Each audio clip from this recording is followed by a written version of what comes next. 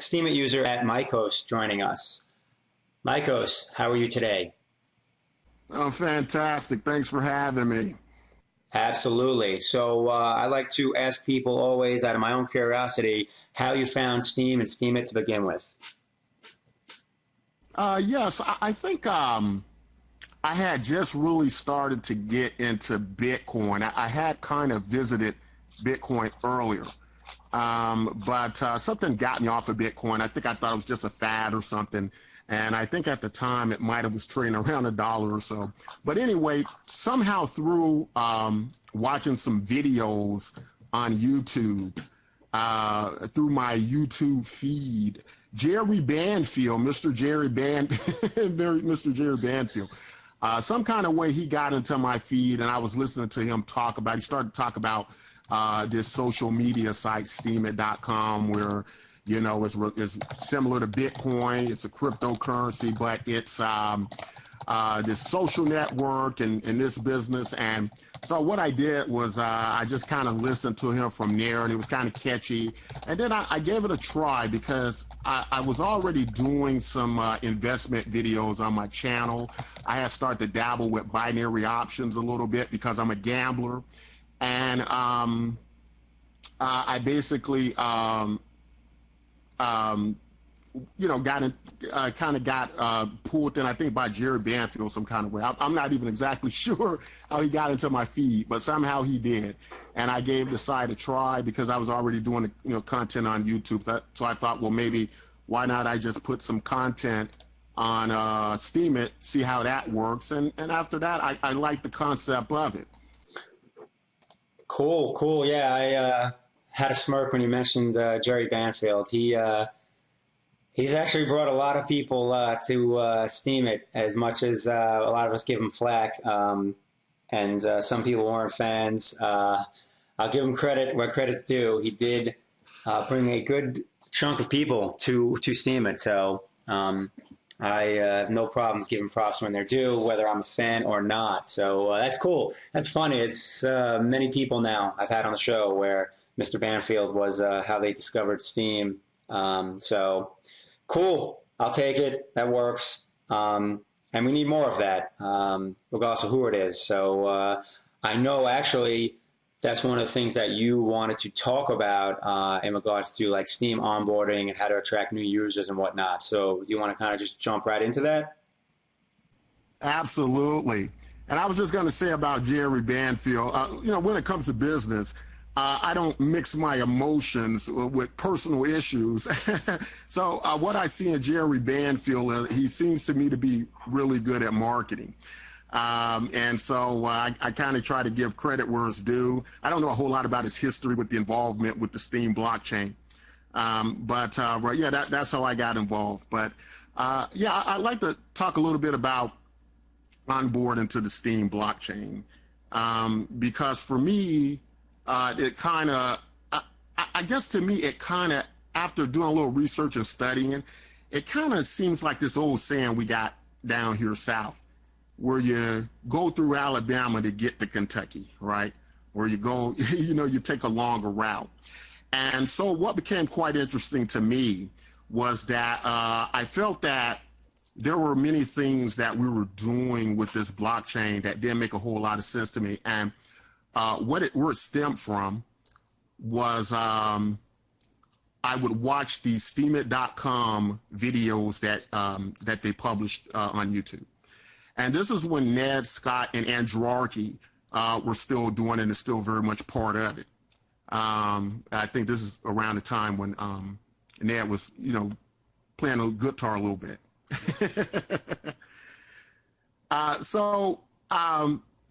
I remember in his final video, he spoke about the Steem blockchain in his vision really being this transactional money.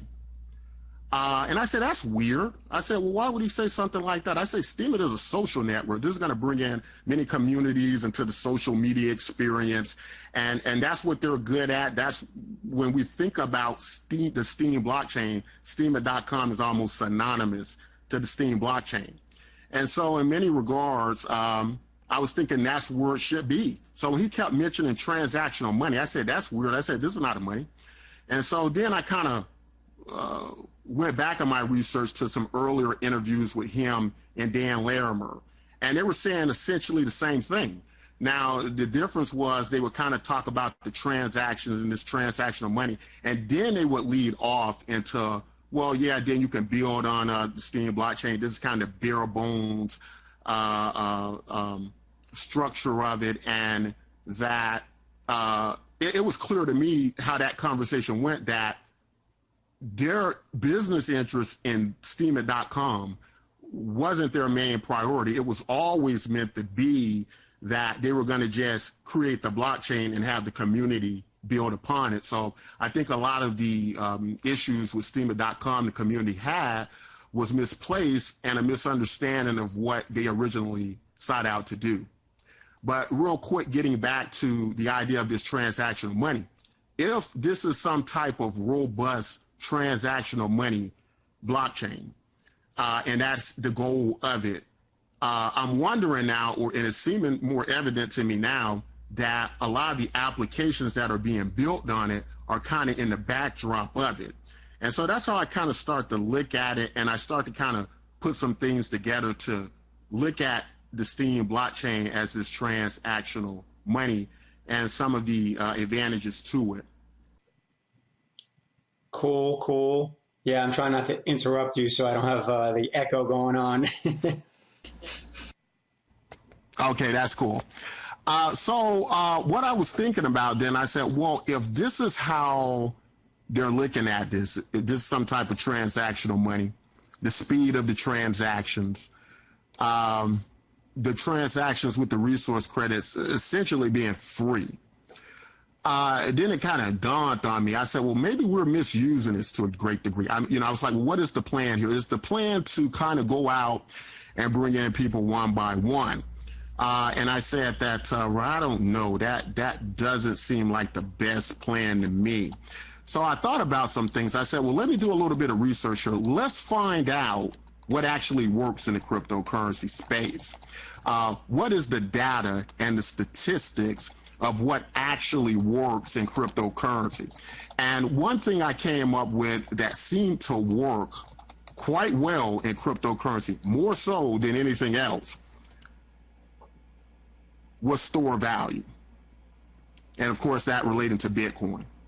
Makes sense. So the reality of the situation with Bitcoin is that Bitcoin is not something we use every day. It's not a good transactional money. The demand for Bitcoin is fairly low. Nobody really uses it. And I tried to figure out why the price of Bitcoin was going up. In China, it's about $3,000 to produce a Bitcoin. So I figured if it's about $3,000 to produce a Bitcoin, maybe that's, going to be the floor of where Bitcoin can get. It's not going to go below that, more than likely. In certain areas, people think it can be produced less than that. Some people think the value of Bitcoin is really around $800. And the real use of it is in the ability to shelter it against oppressive regimes that if you try to leave the country, they will seize your money. Yeah. But as far as a day-to-day transactional money, it is a very inefficient product. Absolutely. And so what is it good for? Well, it's good as a store of value, right? In comparison, if we look at something like gold, the market value of gold is about $7.7 trillion. When we compare that to transactional money systems, Visa, MasterCard, PayPal, these products are far under $1 trillion. I think it's like something like $700 billion they're equal to. So there's no comparison where the real value is in that. And I think Bitcoin has been able to seize upon that by kind of representing this idea of gold. And that's what drives the value. Now, of course, the real issue then is if this is the real value of cryptocurrency and this is where everybody's going and this is kind of the tokenomics of it, then what is this other? What are these other things that we're doing here? Are they really going to bear fruit and give us the value we need, and why haven't they already? Well, I don't really know, but what I do know is what works in cryptocurrency, and that is being a store of value and being a deflationary token. And those things seem to work data-wise, and the tokenomics of that and the game theory of that seems to work from all the data I've been able to gather. So in knowing that, I kind of moved on to, well, what can Steem do in relationship to that? Is there something we can take away from that works to our advantage? And what I came up with was, well, it's simple. We make the Steem blockchain the new Bitcoin. And how do we do that? Well, we don't do it by pegging altcoins to it, because what that means is if I got to sell my Bitcoin to buy your altcoin, then it's suggesting that your altcoin is more valuable than my Bitcoin. So that's not going to happen. So you can't sell them your altcoin for Bitcoin. What you have to do is in some way trade the value of their Bitcoin without actually trading it to the Steem blockchain and give them a chance to test it and use it and find out if it's a viable product for them that they want to use. Now, of course, the idea is a few things. If they give it a try and they like the efficiency of it, they stick with it. For instance, if I want to move Bitcoin, moving Bitcoin is going to be a problem. And it's an asset. I'm not really going to want to really sell it or trade it. In regards to kind of a lot of what you just said. So I agree with the store value thing. As far as Bitcoin goes, especially, like I believe Bitcoin's always going to end up being a store of value, and it is going to be used for things like that allow people to essentially get their money out of fiat and get it safe. The easiest example is, Chinese money, where they do everything they can to get into US dollars, so it's quote unquote free from their government. Bitcoin makes it that much easier for them to do it. So it's a great place to quote unquote store it, especially since, I don't know, in a way, Bitcoin's still looked at as like the safest of them all. I don't know if that'll change at some time. I do think there is a place for transactional currencies. I think the problem is everyone's just like, oh, what's going to become the transactional currency? And I don't think it's going to be a single coin. In fact, the way technology keeps expanding, I think we're going to get to the point where you're going to be able to pay for things in 25 different currencies, whether it's a crypto or a fiat. And it might get to the point where, well, the fiat, so to speak, is digitized, and to an extent it is. I mean, between the use of credit cards, debit cards, online banking, all that stuff, they just maybe tokenize it at some point. Maybe they don't. It would make sense for governments to do that, especially with the advent of cryptocurrency. But as far as what you're talking about in regards to the use of it, it makes sense. I guess my biggest thing is, how do we make that happen? You know what I mean? Like, that's the rabbit hole we got to go down in terms of how do we change that point of view and how do we make that happen? And I really have zero ideas. And that's one of the biggest problems with anything, is creating that shift in overall mentality. And you see it happen. I mean, you see things like, to use a poor example, of MySpace becoming essentially obsolete due to Facebook, taking that space and essentially changing it just enough to alter the way people interact through social media. And that definitely is true, because the way you would interact and use MySpace was definitely somewhat different. Even though fundamentally the same, it was also different in terms of the details and the way you actually quote unquote transacted. So those shifts are difficult to pull off, but at the same time, it doesn't take a completely different, you don't need to create a new paradigm in order to do it. So that is actually something that I'm curious about. But I don't know how we get people to flip that switch, and also how we get people to essentially, because like I like to syndication, so to speak, that we're starting to see a lot of people do in order to bring on new Steam users. Like Steam Leo's doing it, where we're basically touching other people's articles, like financial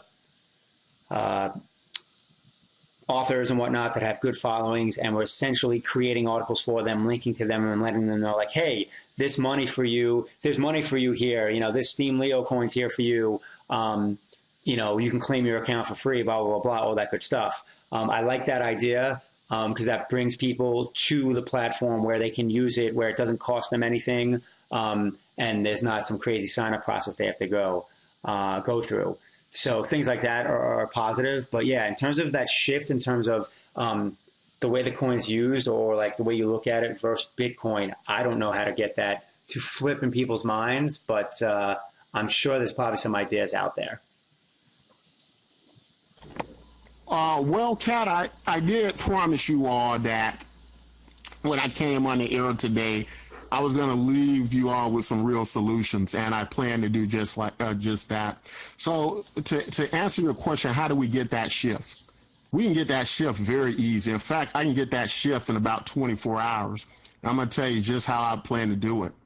So to kind of finish up what I was saying at the last portion, I was saying that Bitcoin holders will not take their Bitcoin value and put it into the Steem blockchain.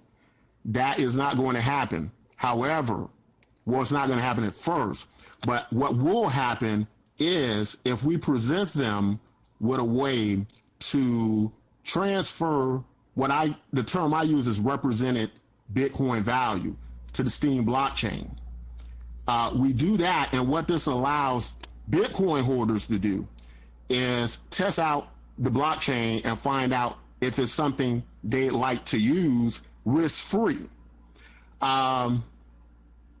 And achieving that is going to be quite easy, because if we look back in history at Bitcoin products, the first Bitcoin product that the community hated and everybody was against was Bitcoin Cash. Now, what happened was Bitcoin Cash transferred Bitcoin value to Bitcoin Cash, but the Bitcoin holder was not at risk because he didn't have to pay for the transfer. So what happened is, in a period of about 24 hours, the Bitcoin Cash network gained about not only 3 million new wallets, but they gained about 6% of the entire Bitcoin network value. So there are ways this can be done, and there are very efficient ways they can be done. When we talk about setting up communities that are communities that speak to the interests of individuals, whereas I think that's a great start and that's something good to do. I don't see that as really solving the problem. I see it as being part of the solution. See, the problem, Kat, is that people who use Facebook and many of these other social networks that they're fixed to at this point in time, the amount of value we offer them by saying we're going to pay them for blog posts and a variety of things pales in comparison to the value they get from using networks like Facebook, Instagram, and the like. And the reason that is because although these giant corporations don't directly pay them for their contribution, they get paid in other ways, right? They get paid because I can reach millions and billions of people on these networks. I can sell you t-shirts. I can put a t-shirt for sale on these networks. I may reach 1 billion people and sell 1 billion t-shirts the next day. I can reach all my family and friends because all my family and friends are on there. So this is a different type of capital and value they're receiving from using these networks. And what we're offering them in place of that is not enough. And that's why I'm not saying that they're not great ideas, but kind of going back to the early days of Steam with Ned and Dan, how they talked about it being a transactional money, and then closing out with Ned in his last post, his last video saying, I see Steam as this transactional money. It was clear to me that what they were saying was that Steam worked better as some type of money, and that social media on the Steam blockchain was just one application on the Steam blockchain, meaning it's just one faucet of what the Steam blockchain could do. Looking at the data of the user base we've picked up over the last 3 years, with offering bloggers money for their blogs, going back to the early days of Steam, where I saw people getting like $40,000 a blog. If that wasn't enough to get everybody and their grandmother using the Steam blockchain, I don't know what would be as far as just a relational value to social media. But what I foresee is more like Ned and Dan's vision of this transactional system. But in order to get Bitcoin users, and I keep saying Bitcoin because it's a waste of time, I believe at this point, to try to go out and get new users, teach them, then try to get them to pay for social media, something that they're not accustomed to doing. That's going to take a while to get them in that situation. What I propose instead is a situation where we set up a Bitcoin-like side chain, right? Because we need to attract those Bitcoin holders. What we need to sell them on is the idea that it doesn't make sense to move Bitcoin in this impractical wallet the way we move it. It doesn't make sense to try to, when the price of Bitcoin goes up, we have these ridiculous transaction fees. None of that makes any sense. So I believe it'll be easy to sell them on that. Also to mention that when it comes to attractive pricing, if I'm on Bitcoin, I'm being asked to pay over $10,000 for one Bitcoin. That's not attractive pricing for me. We could create a similar Bitcoin-like product on the Steam blockchain with free transactions. I'm not talking about pegging Bitcoin because that won't be enough. We're going to have to do more than that. I'm talking about creating a Bitcoin-like product on the Steam blockchain that works better than Bitcoin. But the pricing, if I'm a speculator or if I'm a person who's on the investment side of cryptocurrency, or even if I'm a blogger or a person who's on Steam who needs the value of my post to be more and the value of my Steam dollars to be more, what's going to happen is as they try this product, they're going to see, well, this Bitcoin here I can purchase for $1, $2, $4, or I can go purchase the real Bitcoin for $10,000. Now, for the Bitcoin, the actual Bitcoin to double in value, there needs to be another $200 billion injected into Bitcoin. Or I can inject a few $1 million into this other Bitcoin product that uses my Bitcoin relational value and have a better situation with that. And why would they want to do that? Well, not only for just those reasons of the speculative nature, but Bitcoin is just impractical. I mean, or let's look at it this way. Let's take into consideration what we got with LibreCoin, right? Or didn't get with LibreCoin, but was supposed to get with LibreCoin. A potential 2.2 billion users. Now, why would Calibra work, which is the Facebook version of LibreCoin? Why would it work? Well, the reason it would work is because these are interfaces that are simple, that people use every day, and they would be able to take or adopt this system fairly easy, and they're going to try it. Potentially 2.2 billion people are going to try it because it's a more of a social media like easy interface they're accustomed to using. It's not a Bitcoin based wallet that you got to learn and do a variety of things. Learn private keys on Steam. We can use ideas like keychain now. So you do all that with the Steam blockchain. But what you would get also is you would get potentially new people coming into the Steam blockchain who are using an identifiable gateway cryptocurrency that mirrors itself more like social networks they've already used in the past. So it's a very more easy way to learn crypto and then have all those advantages of a Bitcoin-like product. A lot of times over the years, people have talked about Steam and Steemit in general kind of being, or the goal was for it to kind of be like more so like a Reddit. And as I'm listening to you, I'm thinking about how almost like partnerships will be a brilliant move. And obviously, Steemit isn't going to be able to partner up with Facebook, but why not Reddit? Like Reddit is something that I guess in terms of a user experience, for some reason, for a lot of people, makes more sense in regards to Steemit. It's just a comparison that's always been out there. I don't know if it's, a legitimate comparison, but that's just what I've seen through the last 3 years, on Steemit itself, and from people that even came over from Reddit. And to me, that's something completely feasible in terms of whether it's Steemit Inc. or whether it is a third party or DApp or whatever it is, approaching Reddit with some kind of beneficial solution, some kind of win-win.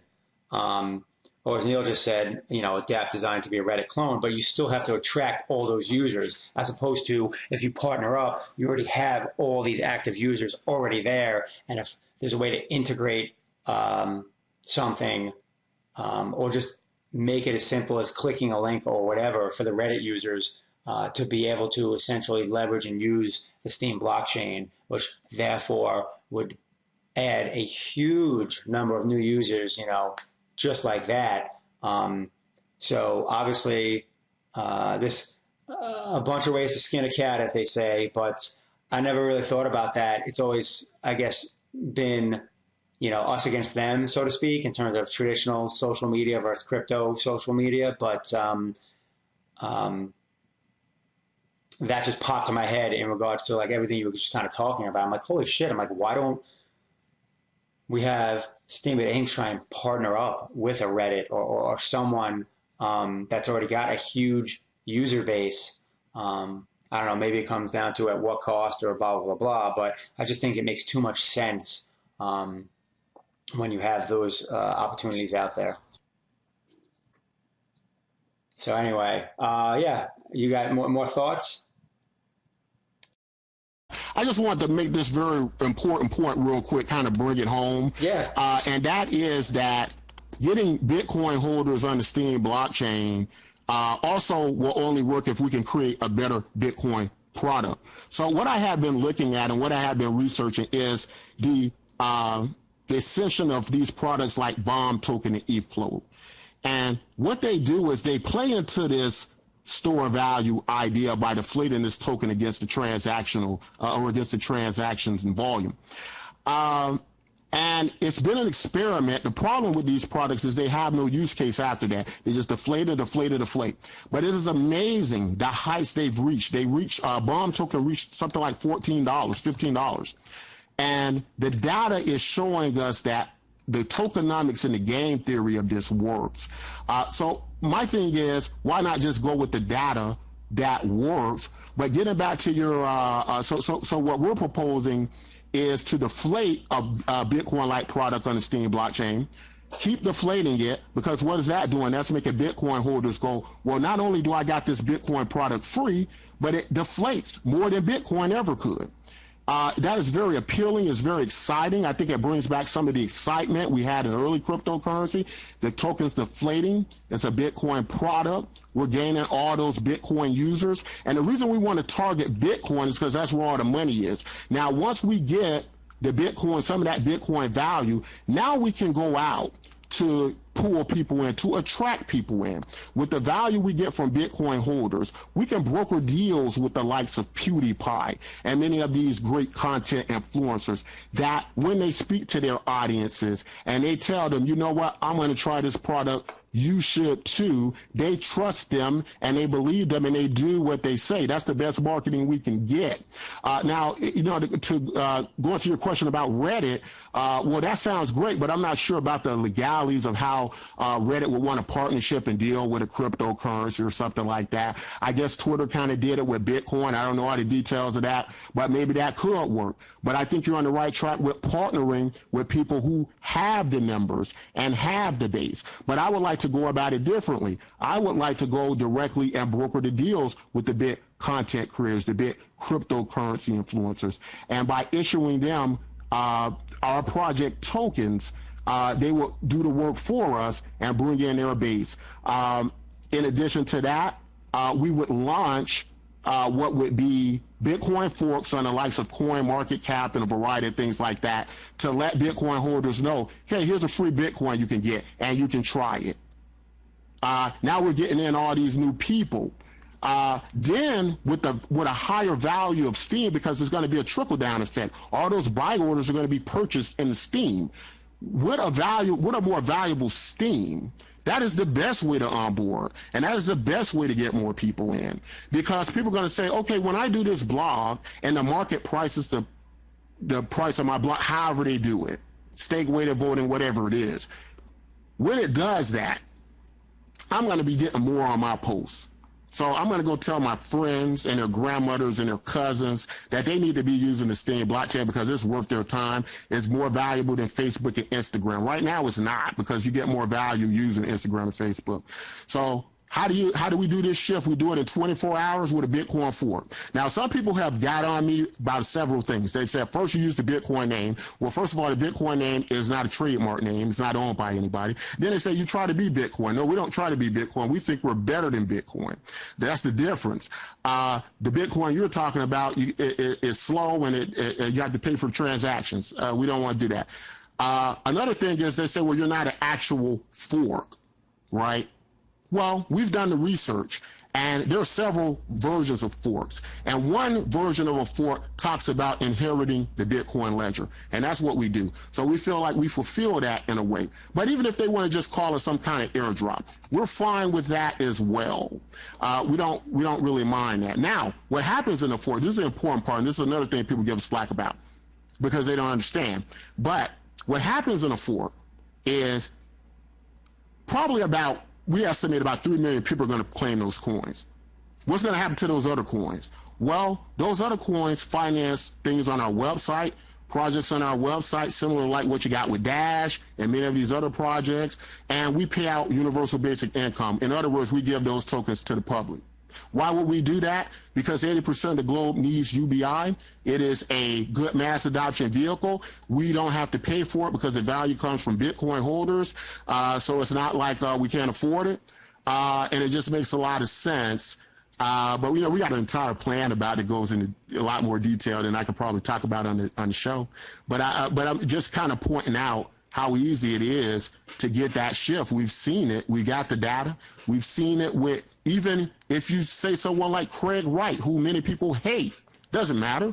He forked Bitcoin and he has $1 billion cryptocurrency. So does Bitcoin Cash. Every Bitcoin product in cryptocurrency just about has a good value.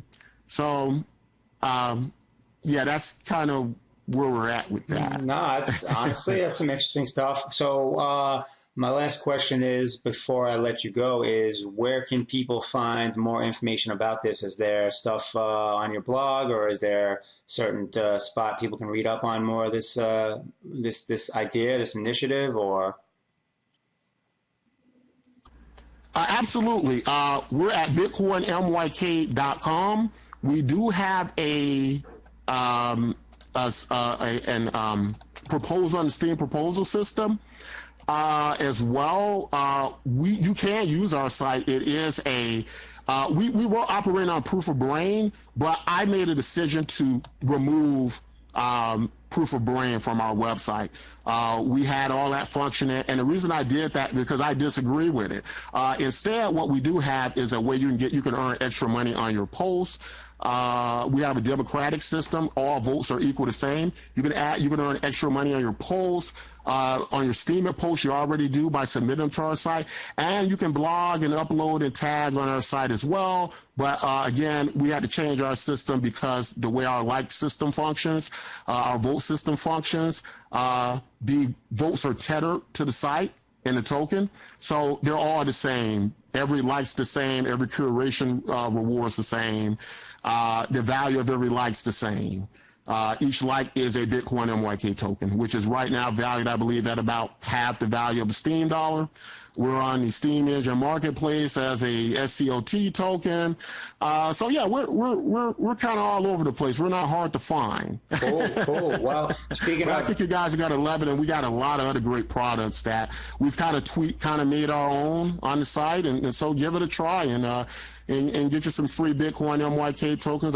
We'll do an airdrop now in the room before we conclude. boom. Yeah, and do me a favor, drop a link to the site in the NFT Waves audience room, and make it easy for everyone to click on it and find their way there. I most certainly will.